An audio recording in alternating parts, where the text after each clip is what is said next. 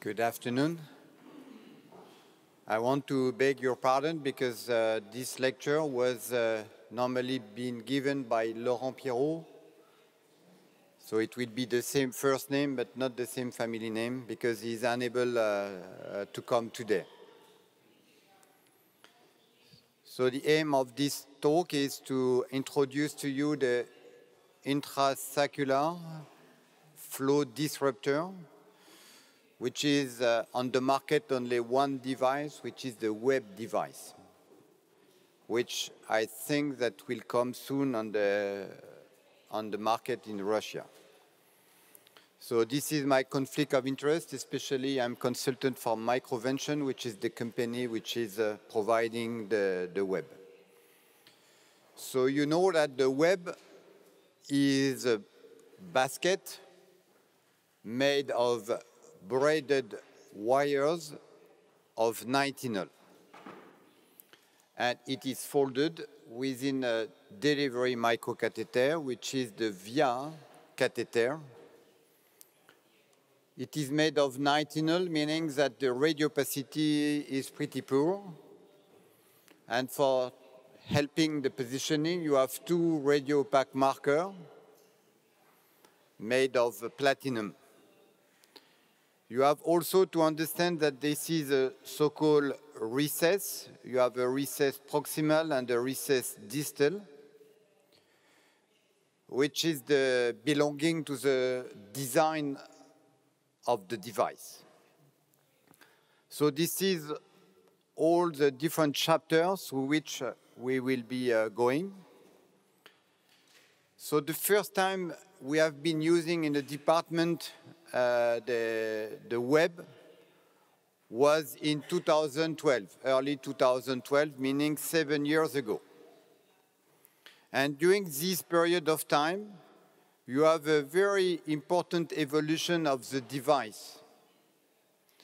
And from the very beginning, this device was studied on a clinical point of view for the safety and also for the efficiency in terms of occlusion.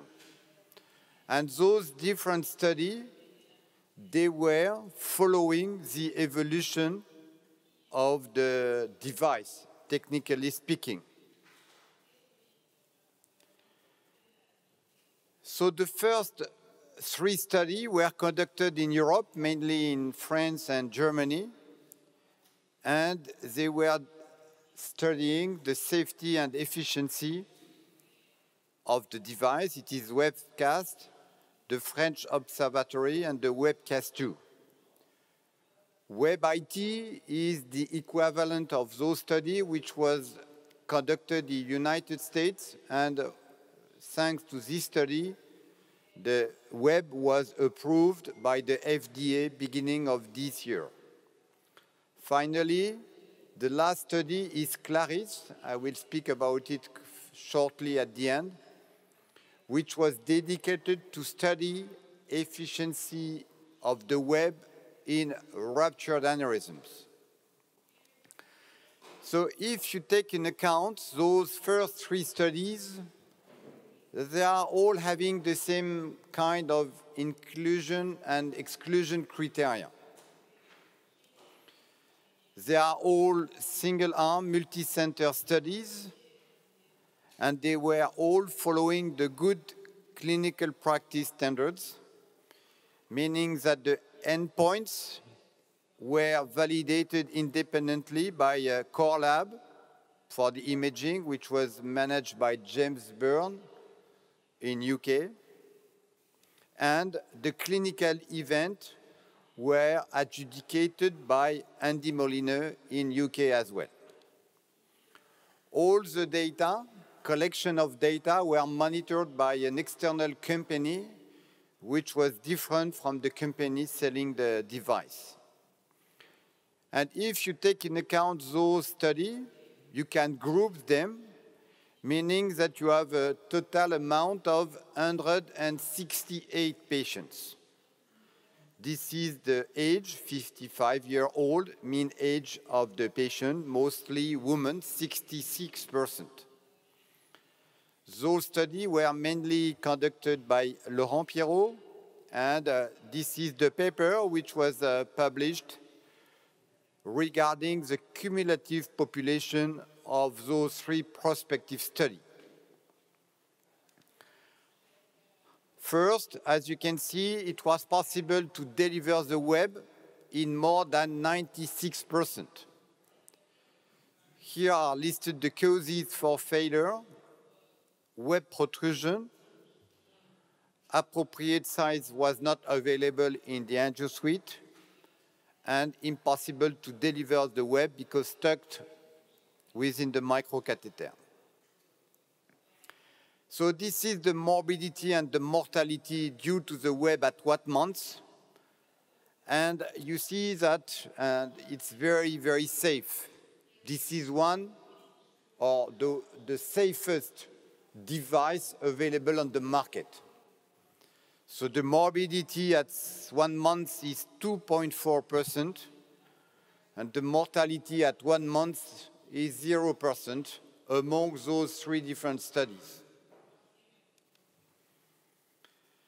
If you look at 1 year, you see that it's remaining very safe because the morbidity is 1.3%. The mortality is higher, it's 3.3%. But here are listed the 3 deaths. All of them were not related to the web. One was related to a retroperitoneal hematoma. Second was a compression of the cerebral trunk due to another giant aneurysm. 1 patient died from cirrhosis, and 2 for cancer. So none of them was related to the web device. Now we switch to another important study, which is the Web IT, which was conducted in the United States by these 2 physicians, Adam Arthur and David Fiorella. And once again, you find the very important safety. It's 0.67 morbidity at 1 month, and mortality rate, which was again 0%. So it's a safe device, and you have to be convinced of that. Efficiency. So we are used to classify the efficiency depending on the positioning of the web within the sac of the aneurysm. Here, it is a neck remnant, for example, because the web was not covering this portion of the neck. You may have some recurrence of this aneurysm. This is an example of such a recurrence. You can see 2 different things. First, a true recurrence, and second, the recess I was speaking about, which belong to the design of the device. Taking in account altogether, this is the result of the 1 year angio follow-up. Total occlusion in 53%, neck remnant 26, aneurysm remnant 20, which is qualified as an adequate occlusion of 79%. What means adequate occlusion? It's an occlusion for which you don't need another treatment and which is stable over time. It's stable over time because you see here the rate of retreatment at 1 year, which is very low. It's 4.6% for this population of those 3 studies. As I told you, there was a very important evolution of the device. It has started with a double layer. It was a double layer. You see there was a first chamber and a second chamber in order to have a better flow effect. Then the design has changed. Dense, very dense mesh, but only a single layer. It allowed to decrease the size of the microcatheter This one was quite a big one. It was a 38-inch, and this one was a 33. And then was developed the enhanced visibility to improve the visibility of the device. And at the same time, it was possible to decrease the diameter of the catheter to 27. Then 5 years ago was launched the 21 system, meaning that most of the web were fitting within a 21 microcatheter, which allowed to treat more distal location. And now it has moved to the last evolution, which is the 17 system, which is concerning most of the web up to 6 millimeter or 7, I don't remember, meaning that you can deliver a web through the same catheter as you use for coiling aneurysm. It's a 17 system. So this is typically the aspect of the double layer. You had 3 markers, one distal, one proximal, and one in the middle. This is the limit of the first chamber. It is not anymore available. Second was the single layer. It's exactly what you have here. You have a single layer, you have the 2 markers. This is the VasoCT. It's a CT that you can get in the Angio suite. And the platinum marker is giving some artifact because of the important radiopacity.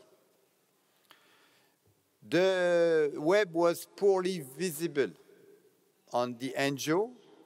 This is why it was developed the enhanced visibility. You see here the normal web. You don't see the web, you see the 3 markers. As you can see, it's impossible to see the web. And now you can see that thanks to this high visibility, you can follow the deployment of the web even on the 3D roadmap. Indication of the web. It is dedicated to all bifurcation, which are mostly MCA bifurcation, AECOM bifurcation, termination of the internal carotid artery, termination of the basilar artery. Whatever is the status of the aneurysm, unruptured, ruptured, or a recanalization, the size should be less than 10 because there is no web bigger than 11. And I will tell you that you have to oversize the device when you deploy that in the aneurysm. This is an example of a MCA aneurysm, ruptured, as you can see. This is the 3D with a volumic reconstruction and a MIP reconstruction.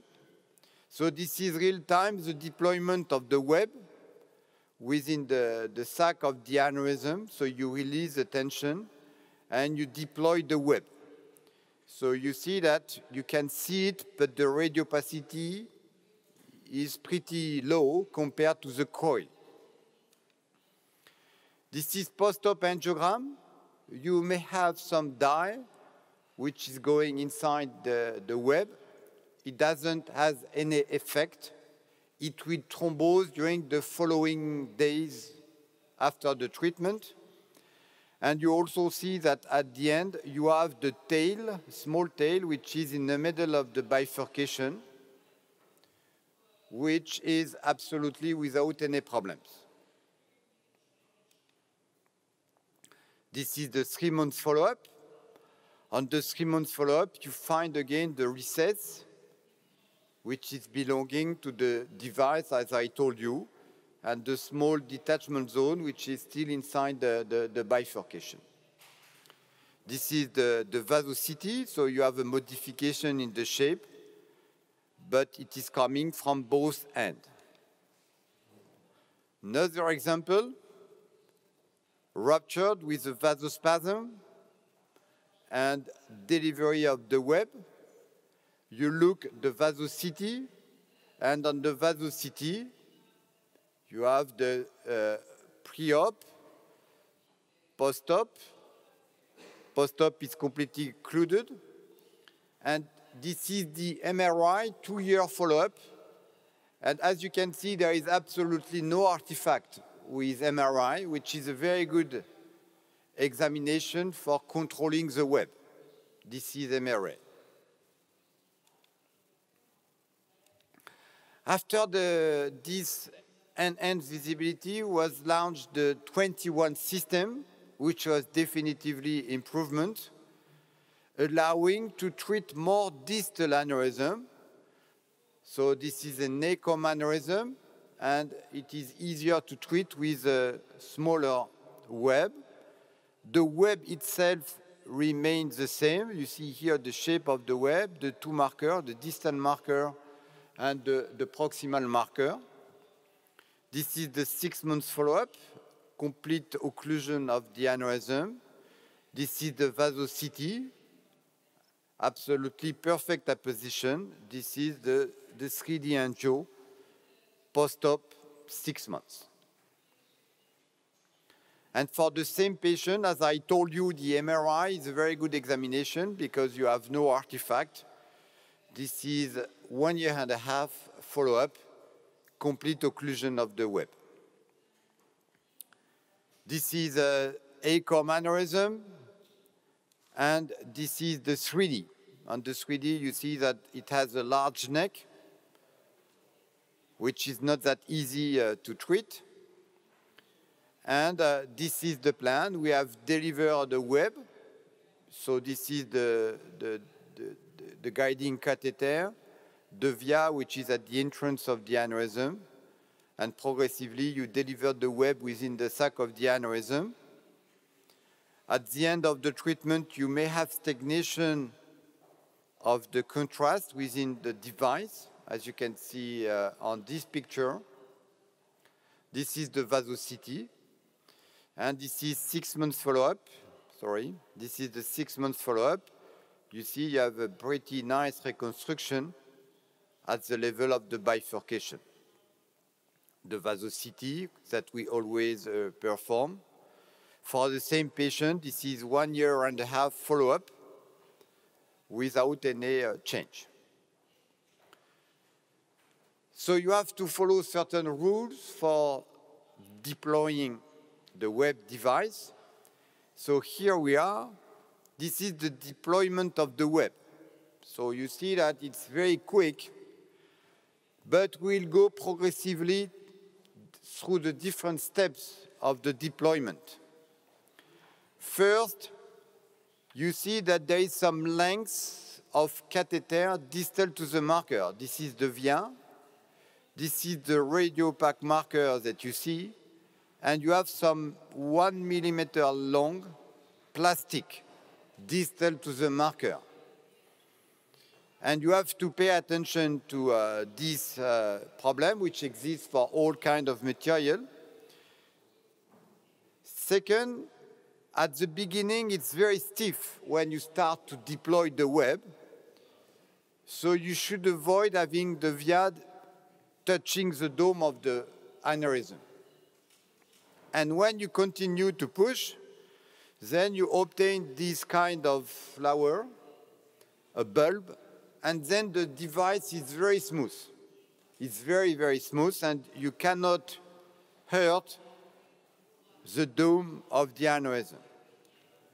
Then you continue to deliver, and it will jump outside the delivery catheter.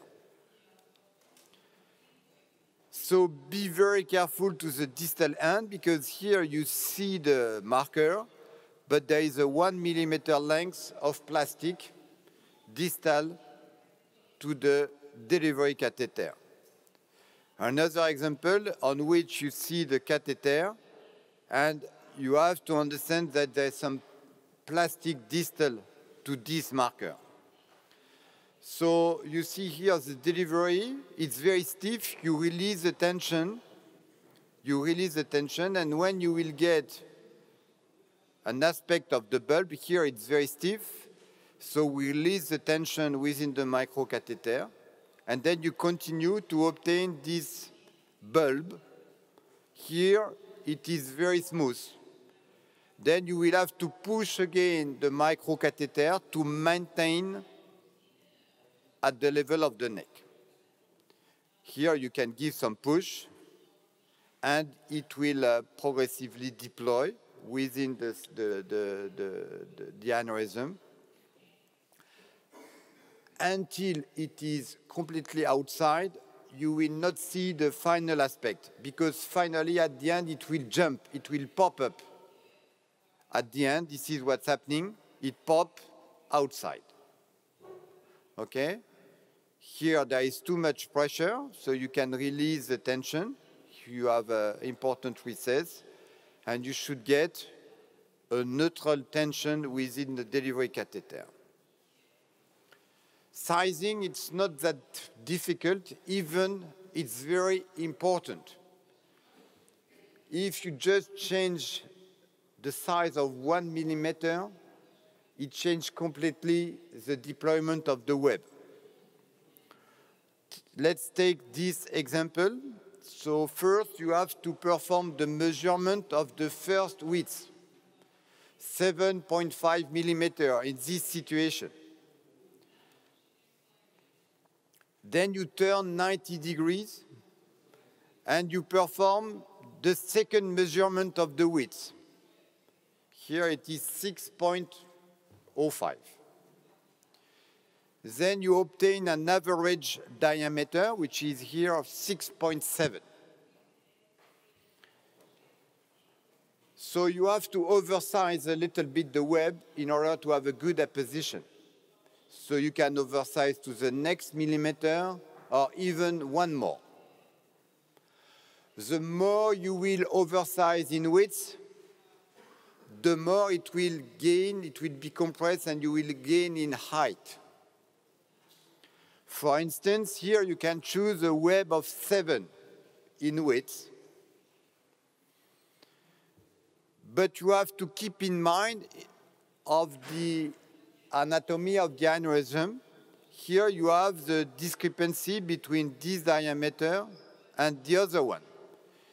It's not 7.5 all along the aneurysm. And then you measure the maximum height of the aneurysm, which is here 5.5. It's not possible to have something higher than 5.5. As far as you have oversized in width, it will be compressed and you will gain in height. So you should have 7 in width. 5 will be a little bit tricky, so we will be going for a 4 in height in this situation. There is a scale which is provided by the company, which is very helpful for you to understand. Of course, it is just a scale, so sometimes it has a limitation. But as you can see, if you apply the same measurement, we had a 6.7 millimeter in width. So 6.7 millimeter means that you are in those two columns, 6.5, 6.6, which are on those two columns. And then you have to determine the maximum height, which is 5.5, which is roughly this line. Meaning that for this aneurysm, you have the choice between 7.4 or 8.4. Here we have chosen a 7.4. The sizing is probably more difficult for small aneurysm, and this is why now there are web of 0.5 millimeter increase of size available.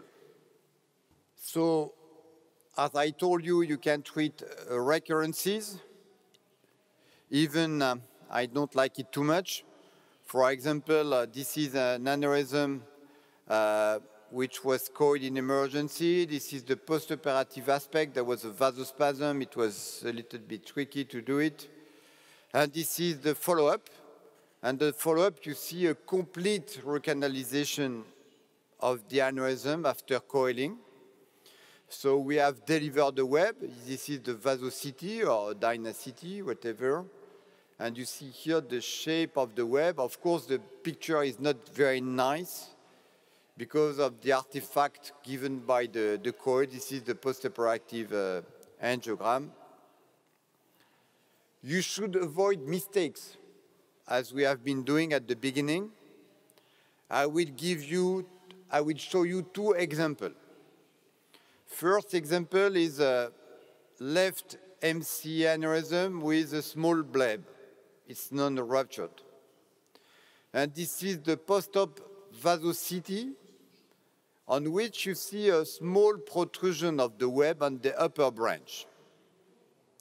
For the lower branch, it's pretty okay. And this is the one-year follow-up for the same patient, in which you see the remnant of the aneurysm. It is just because we did a mistake. We didn't pay attention at the end of the procedure that there was a gap here. The flow, the blood was still entering. The web was not shutting the door. If the web doesn't close the door, it cannot occlude. And this is why in 12 months, you still have this injection of the dog ear. This is exactly the same. If you don't check that the web is sealing the neck all around the circumference, then you will have failure. The second mistake is this one. It's an MCA bifurcation aneurysm. This is M1. And you see here the lower branch. And this is the upper branch that you have to save. So you have to reconstruct the neck. This is 12 months follow-up. And you see that you have the web, which is occluding partially the aneurysm. You have a good patency of the both branches. No problem, but you have some room around the web.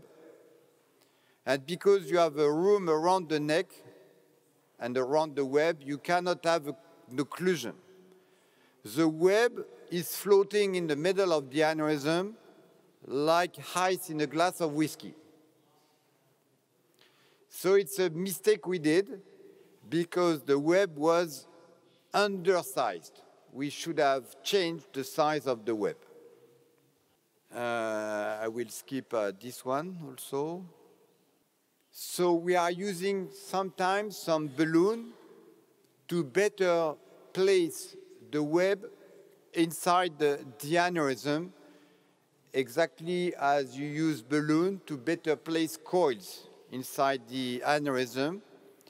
The balloon is there to provide a constraint during the deployment of the web. I will explain to you the concept. This is a left MCA aneurysm, and you see that there is an angulation between M1 and the neck. So if you place the web in this situation, you have a good apposition on the upper part, but you have a bad apposition on the lowest part. So you can bring a little bit more proximal the web, then you have a good apposition on the lower part, but a protrusion on the upper part. And this is what we have obtained. You see here the protrusion of the web, good apposition, but you have an important protrusion of the web in the upper branch. So we have removed the web, it is still attached, and we want to tilt the web. You want to provide a constraint, and you provide the constraint if you use a balloon, exactly as for the coils. And thanks to the balloon, you provide the constraint to tilt the web. So you see here the deployment of the web with the balloon which is inflated within the upper branch. This is the inflation of the balloon. And you see the distal marker of the web, the proximal marker of the web, and the distal marker of the microcatheter. And you progressively push, you release the tension. You see here the tension is removed from the catheter. Here you have the aspect of the bulb, meaning that the web is very soft, and you progressively push, and you see that the balloon is providing the constraint to tilt the web. Here you are having the marker which is outside. So you are having a good projection, and you compare the vasosity before the balloon, where you had a protrusion, and the web which is tilted after the use of a balloon. So this is the 6 months angiogram, vasosity angiogram, and you see that the grant axis is tilted because of the use of the balloon in the upper branch. Another example, just for you to understand the purpose of the balloon, you have an angulation between M1 and the neck of the aneurysm. So we had delivered the web, and this is the vasosity, where you have a neck remnant, you have a protrusion, so you want to tilt the web. So this is what we want to obtain. So for that, you have a balloon which is inflated here. You see the deployment of the web, and the web will be deployed completely within the sac of the aneurysm. This is the distal marker, this is the proximal marker, and then when it is deployed, you pull on the system. You pull, and you see that when pulling on the system, it will tilt the web, okay? So this is done provided the constraint of the balloon. And this is the different aspect of the web without the balloon, with the balloon. And for the same patient, this is the 6 months follow-up. You have a very nice healing reaction, a complete reconstruction of the bifurcation. So this technique was published by Dr. Mihalea in the department 1 year ago. So you may have a modification in the shape of the web. This is an example. This is left MCA. This is M1. This is the upper branch. This is the lower branch. This is the working projection. Post-op, you see here the aneurysm which is occluded, the small tail which is in the middle of the bifurcation. If you compare the angiogram post-op and 6 months, for sure you see that you have a shortening of the web between the two markers. So you will frequently see this aspect. It is due to the clot which is pulling on the device. And if you look at the angiogram, you just have an increase in the recess because of the retraction of the web. This is the 6 months follow-up. So you have a slight increase. It's obvious on the vasosity. You see the retraction. It is not due to the flow because you have a retraction from both ends of the device. So it is really the clot which is attracting the web. I will skip this one as well. Don't worry, it's just to be a little bit shorter. So the aim is to try to reinforce the web, and the way to do it is to oversize, to compare like an egg. This is batteries for 2.8 kilograms, and thanks to the geometry of the egg, 2.8 kilograms cannot break the egg, because you have an important constraint. Another example, if you put a web in a plastic tube, here you have the web having exactly the same diameter as a plastic tube. Here you have a web which is a little bit smaller, because you have some space around it. If you put a weight of 5 grams, here there is no constraint, so you will shrink the web. Here you have the constraint, so it will resist to the weight. So this is why you have to oversize the web to apply against the wall of the aneurysm. Second thing is, for the web, you have 2 positions of equilibrium. You have this one, like for the ping pong ball, but you have another one, which is this one, which is a stable position as well. And you have to be aware of that. This is a deployment of a web in a basilar tip aneurysm. So you release the tension here, you push on the web, and progressively it is like a bulb, and then it will jump outside. And as you can see, it is too big. So we were pushing on the web, which is a mistake. And when you will be pushing on the web, you will invaginate the web. Okay? This is the second position of equilibrium. Of course, you can pull on it. So you just have to know this property. This is the non-subtracted view. I will show you again. You have 2 positions. In the second position, it's not recommended. But you have to know that if you detach the web, it will remain in this position.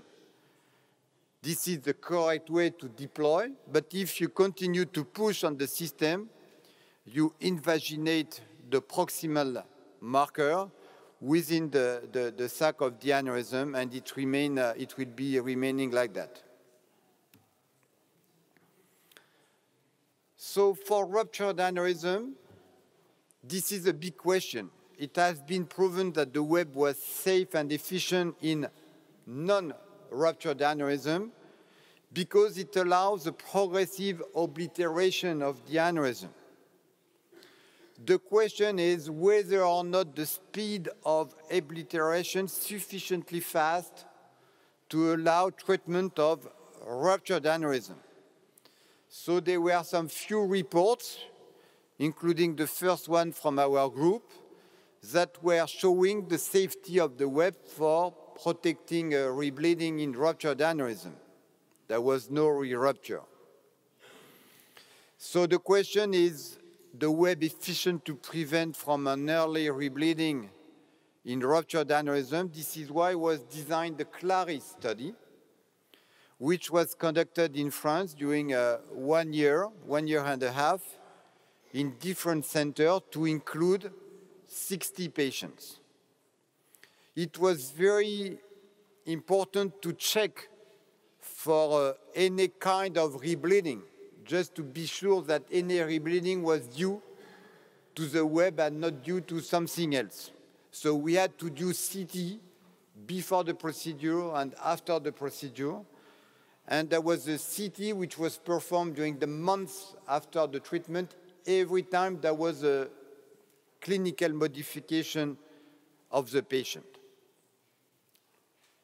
Everything was adjudicated by a clinical event committee, and there was a core lab to look at the picture.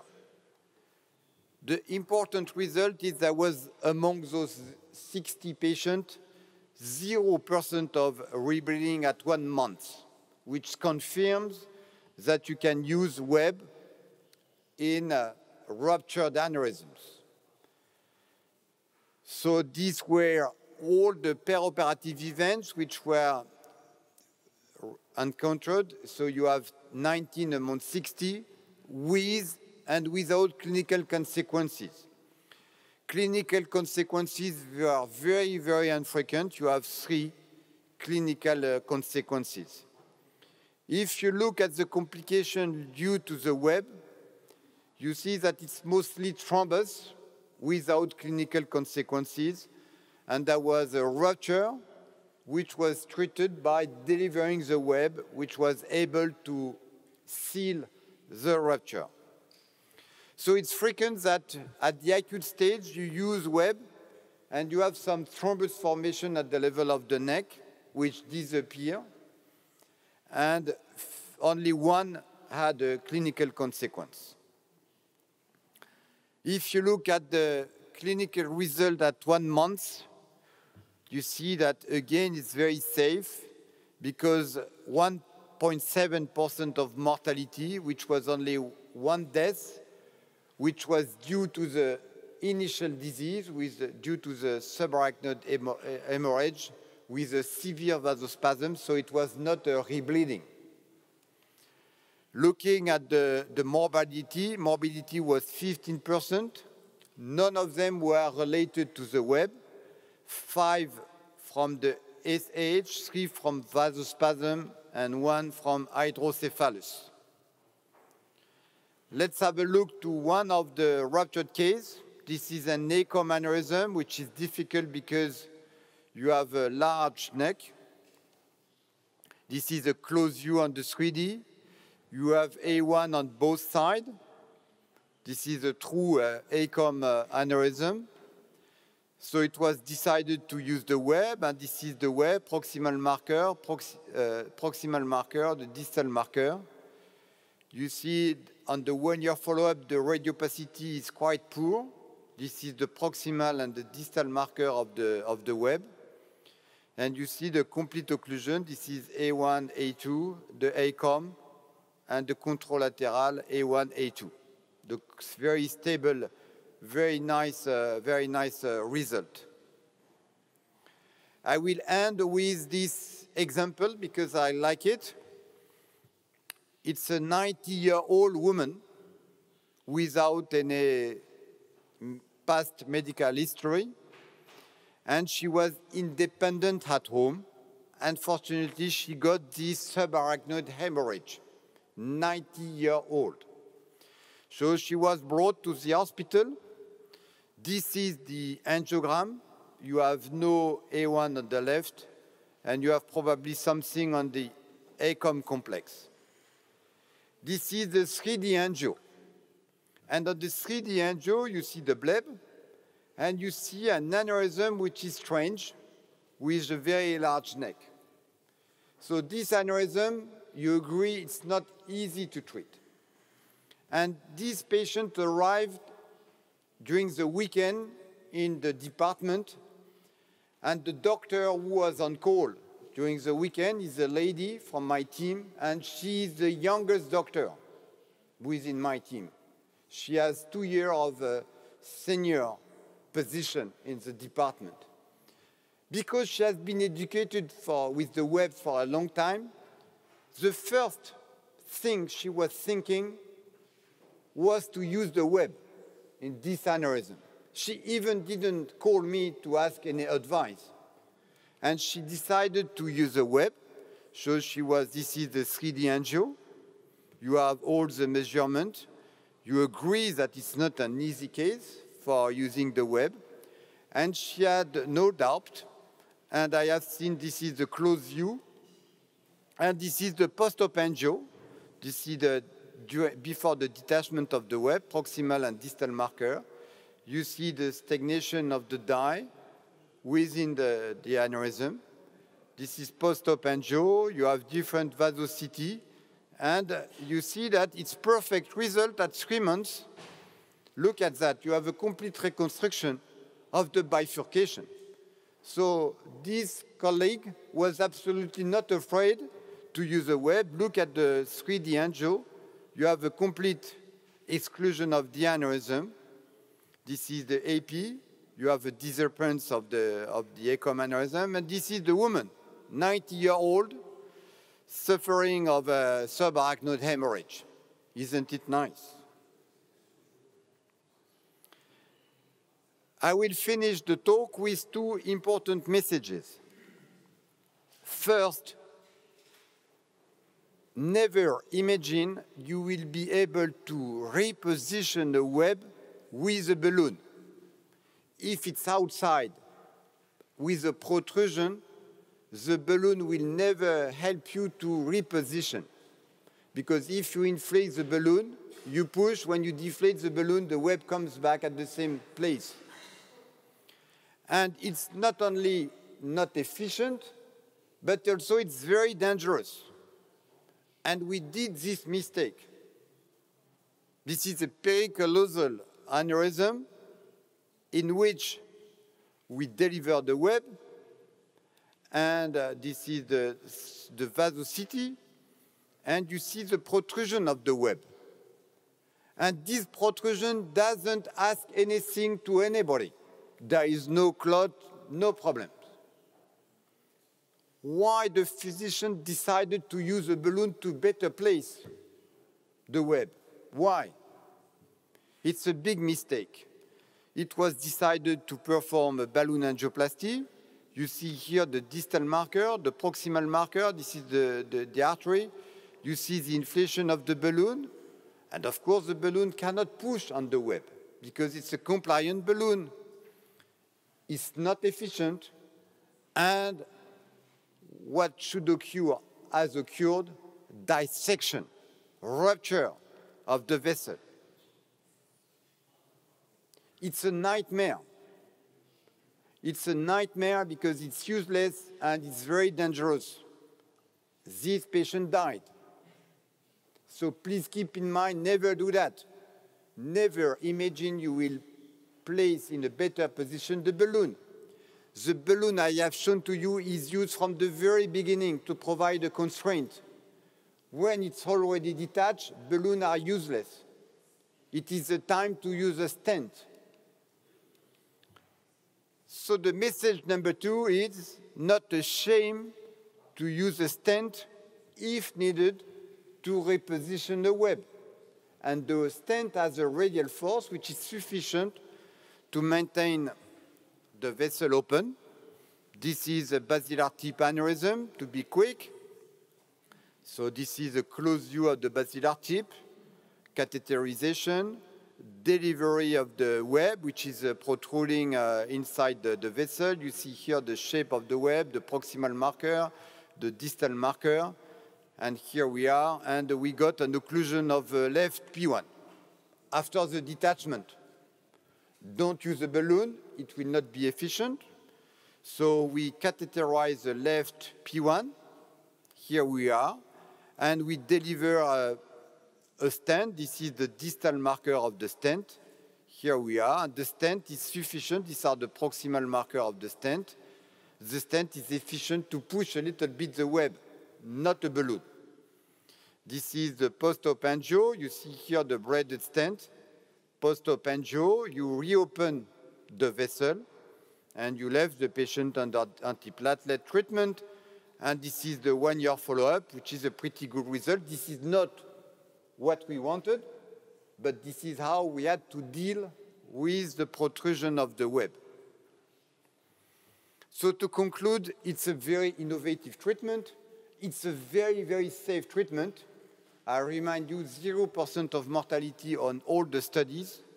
And this device, for the first time ever, was studied from the very beginning. It is efficient for the short and the mid-term follow-up. And of course, because of the technical evolution, you can treat more and more aneurysm, especially with those small web, which are fitting within very small profiled microcatheter. Thank you very much.